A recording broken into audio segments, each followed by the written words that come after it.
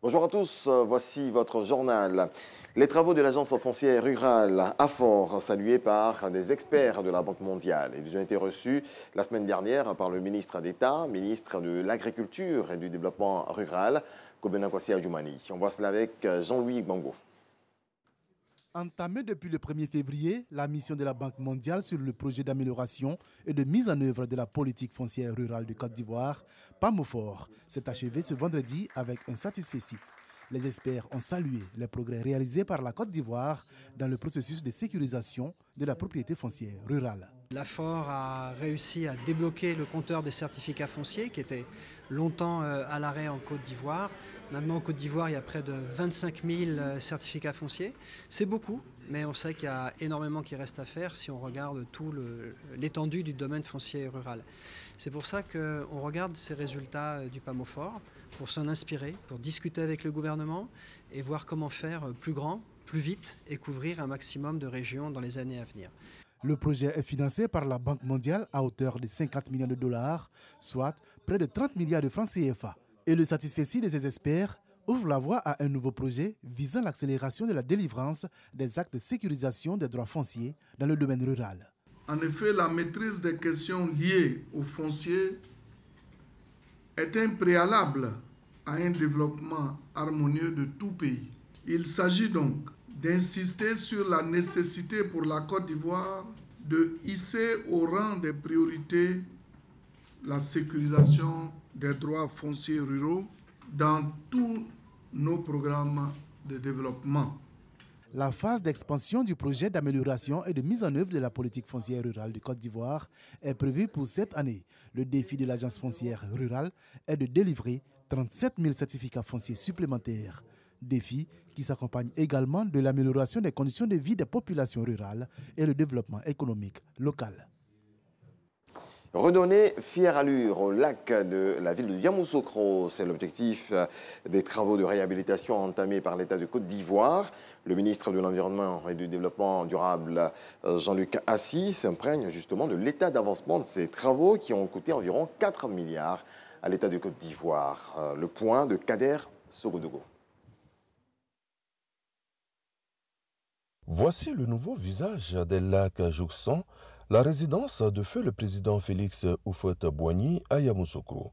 Ils ont été débarrassés des végétaux aquatiques envahissants.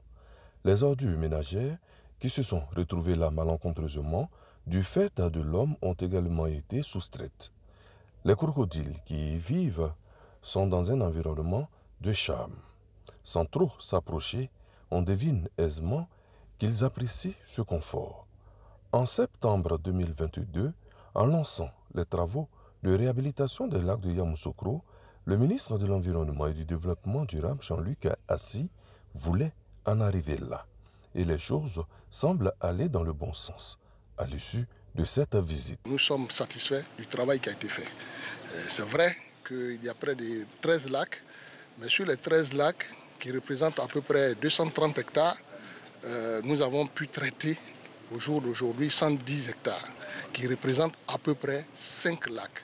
Tout fait pour mettre fin au dépôt des ordures ménagères, un impératif. Pour pouvoir garder donc l'ossature de ces lacs qui représentent quelque chose d'important en termes d'écotourisme pour Yamoussoukro, j'exhorte donc la population de Yamoussoukro à faire en sorte que ces lacs-là soient entretenus.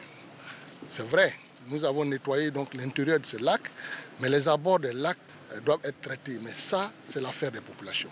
Le ministre-gouverneur rassure quant à son engagement à œuvrer pour la dépollution des lacs de Yamoussoukro.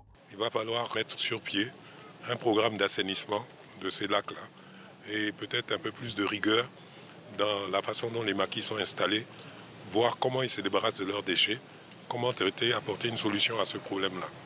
Parce qu'on aura beau nettoyer, tant que ce problème général d'assainissement n'aura pas été résolu, les nuisances continueront. Le projet de réhabilitation des lacs de Yamoussoukro est financé entièrement par l'État de Côte d'Ivoire à hauteur de 4 milliards de francs CFA, un montant qui prend en compte l'acquisition de 4 engins nautiques. Le projet prend fin en septembre 2023.